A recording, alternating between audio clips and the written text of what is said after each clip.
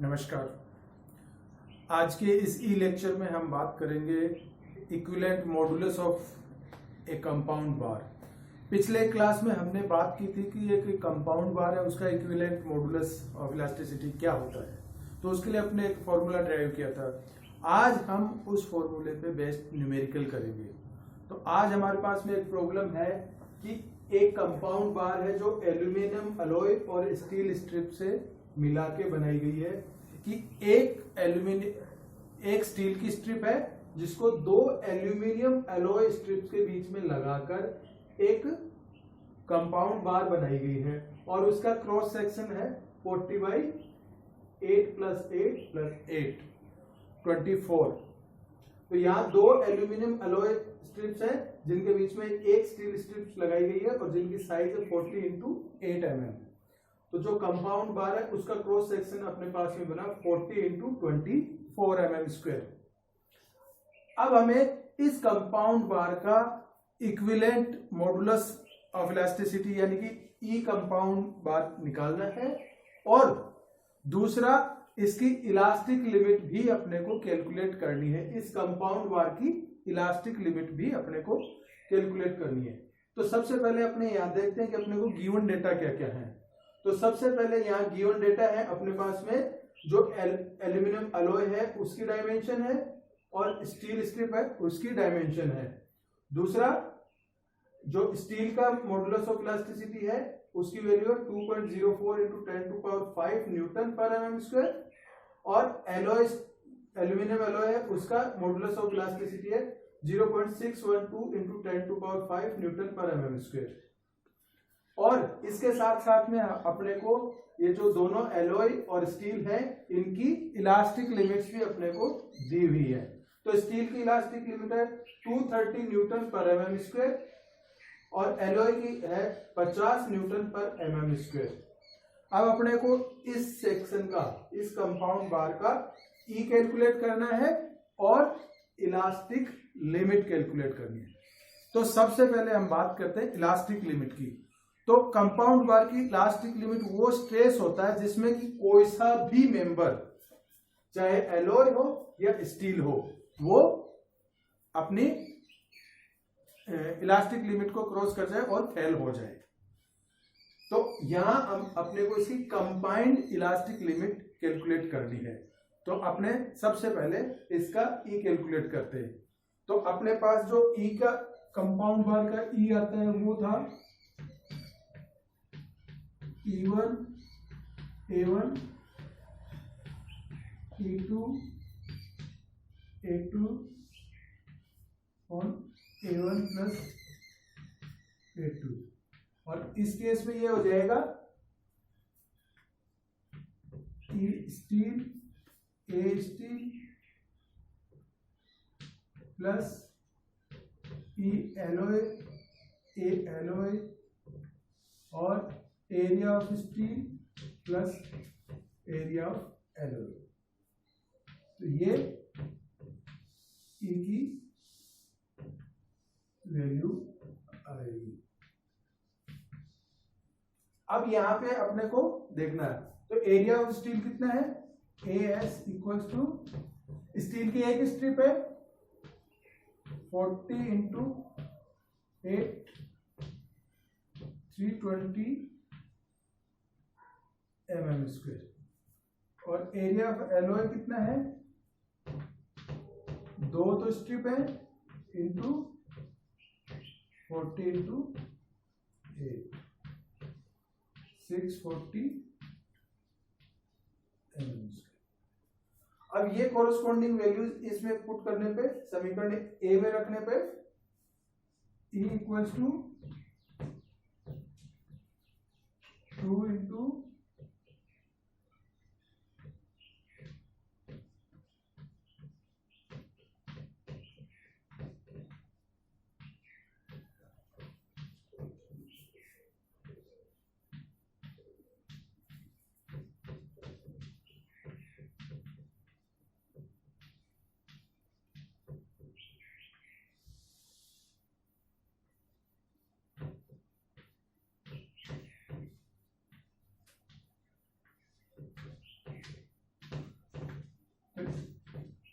जब हम इसको कैलकुलेट करेंगे, कैलकुलेटर से कैलकुलेट करेंगे तो अपने पास में ई की वैल्यू आएगी 1.088 into 10⁵ न्यूटन पर mm²।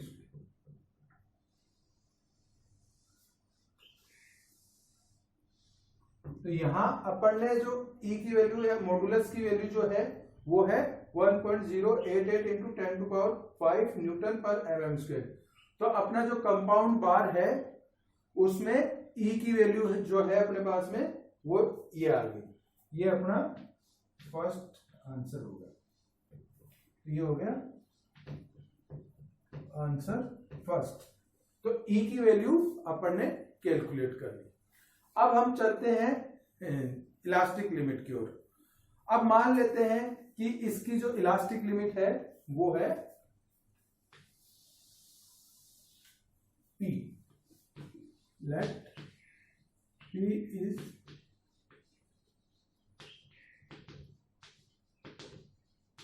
Limit of the compound bar.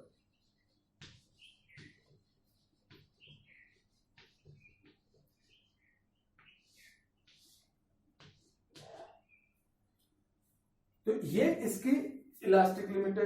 तो जो इस पे जो लोड लग रहा है, मान लीजिए कि वो टेंसाइल लोड है और लोड की वैल्यू है लोड P।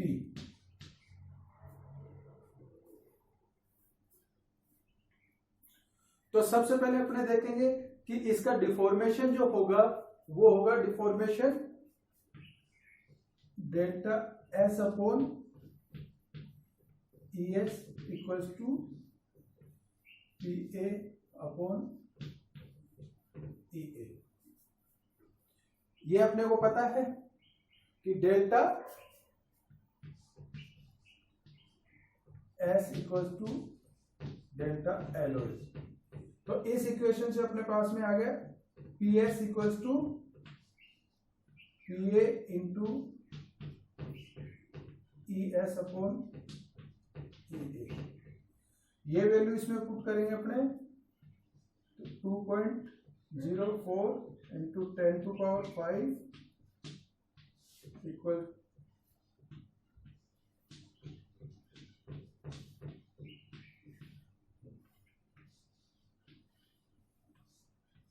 तो ये हो गया PS इक्वल्स टू 3.333 PA।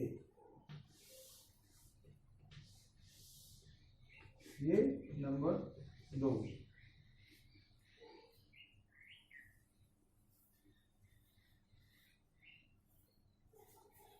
अब हमें पता है कि इस पे लोड शेयरिंग क्या होगी। जो भी लोड आएगा P,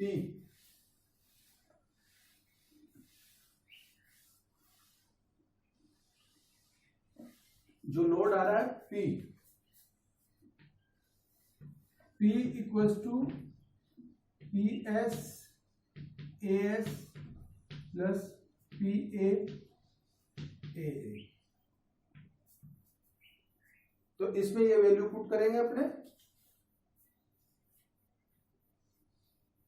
PS into 320 plus PA into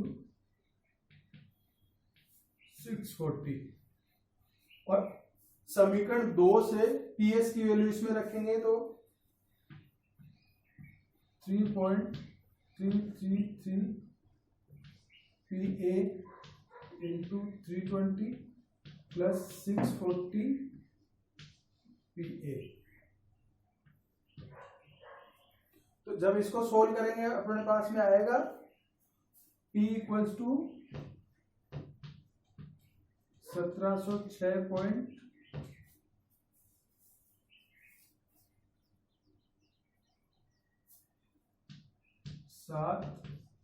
PA।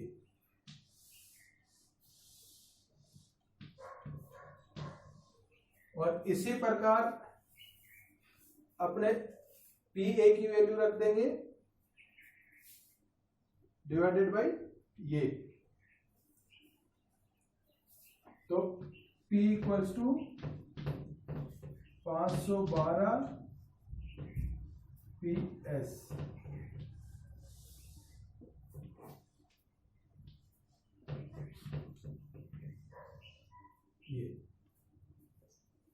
ये अपने पास में आ गया।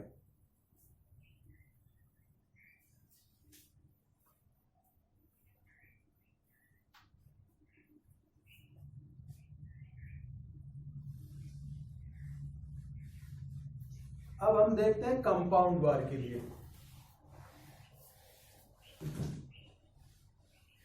अब हम कंपाउंड बार के लिए देखते हैं। तो लोड शेयरिंग जो होगी वो होगी P equals to P into A, P AS plus AA।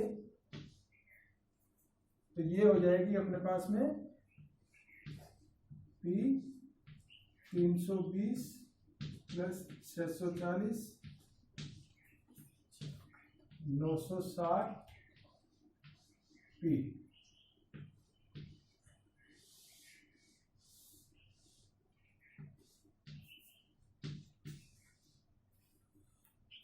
अब यहां से इक्वेशन नंबर 3 और 4 को इससे इक्वेट करेंगे अपने 5 से। तो सबसे पहले अपने इक्वेशन 3 को इक्वेट करते हैं।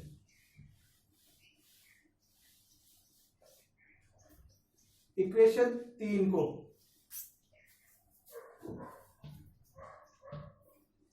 1706.7 PA इक्वल्स टू 960 P और P equals to 1706.7 into PA divided by 960। अब अपने पास में जो वैल्यू आएगी P की वो आएगी, अपने मानते हैं कि सबसे पहले एलॉय जो है उसमें उसकी इलास्टिक लिमिट आ जाती है। इस स्ट्रेस पे मान लिया कि इसकी एलॉय की लिमिट आती है, तो यहां से हम PA की वैल्यू उसमें रखेंगे। जो इलास्टिक लिमिट है एलॉय की वो वैल्यू अपने यहां पे रखेंगे इसमें। तो मान लिया कि एलॉय फेल हो रहा है, पहले सबसे पहले एलॉय फेल हो रहा है, तो एलॉय फेल हो रहा है तो PA की वैल्यू इसमें रखेंगे 50 न्यूटन पर mm स्क्वायर।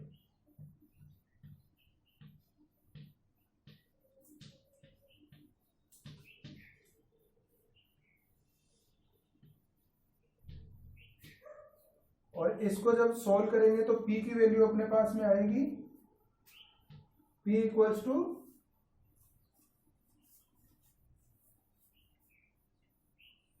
88.89 न्यूटन पर mm square.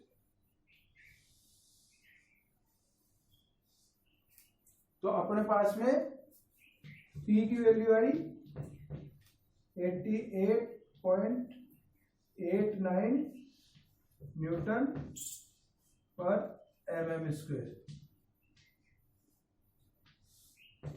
when alloy reaches its elastic limit।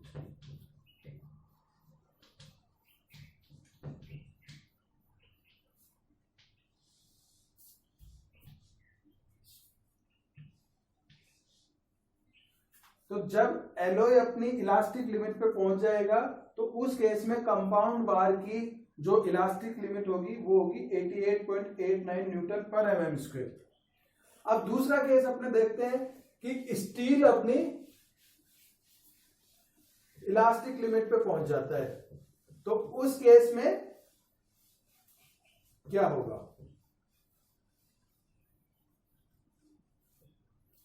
तो 760 P इक्वल्स टू 512 PS। अब स्टील अपनी इलास्टिक लिमिट या इलास्टिक लिमिट पे पहुंच गया, तो PS की वैल्यू स्टील की इलास्टिक लिमिट रखेंगे अपने। तो इस केस में P equals to 512 into PS divided by 960।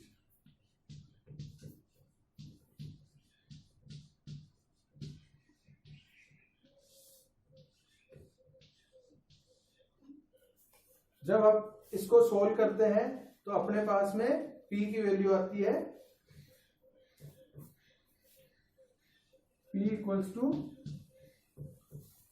122.67 Newton पर mm स्क्वायर।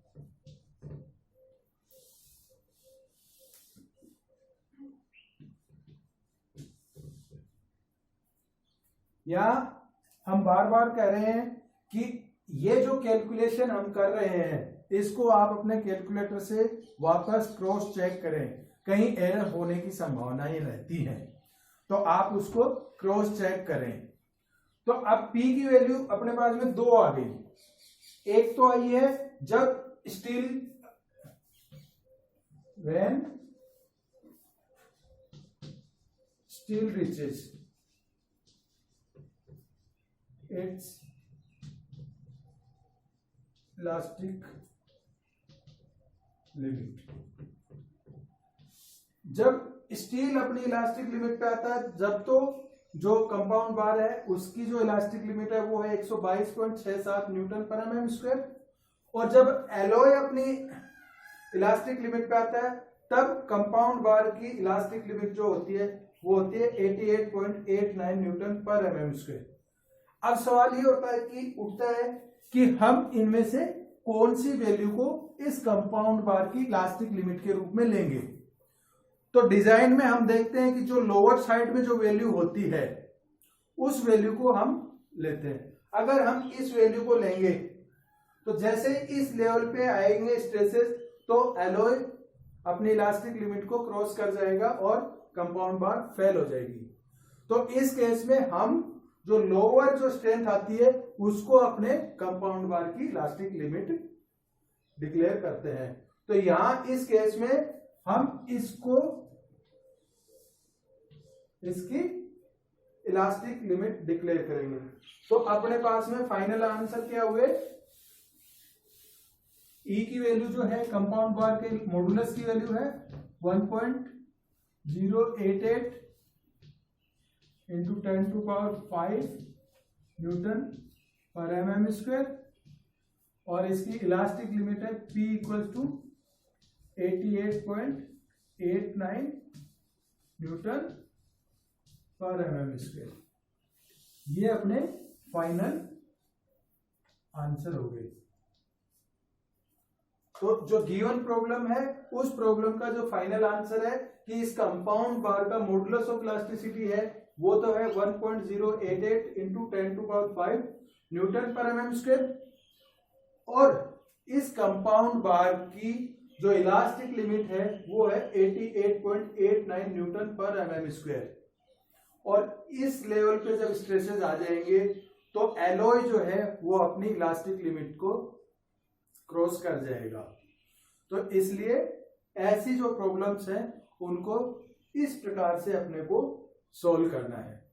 अगली क्लास में नई प्रॉब्लम लेके फिर मिलेंगे। Thank you.